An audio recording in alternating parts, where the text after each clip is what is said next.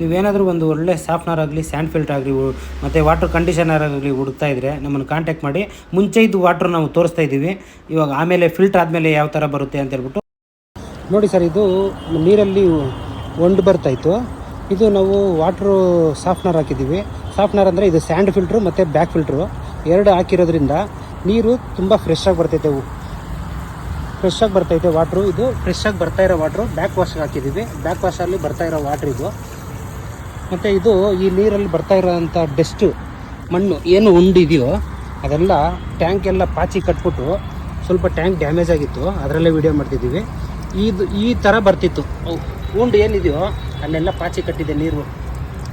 ಈ ಥರ ಗಲೀಜು ಬರೋ ವಾಟ್ರನ್ನ ನಾವು ಕ್ಲೀನಾಗಿ ಫ್ರೆಶ್ ಆಗಿ ಬರಬೇಕು ಅನ್ನೋದಕ್ಕೆ ಕಸ್ಟಮರ್ ಫೋನ್ ಮಾಡಿ ಕರೆದಾಗ ನಾವು ಬಂದು ವಾಟ್ರು ಸ್ಯಾಂಡ್ ಫಿಲ್ಟ್ರು ಮತ್ತು ಸಾಫ್ಟ್ನರು ಬ್ಯಾಕ್ ವಾಶು ಹಾಕಿ ಈ ಥರ ನೀರನ್ನ ಬರೋ ಥರ ಮಾಡಿದ್ದೀವಿ.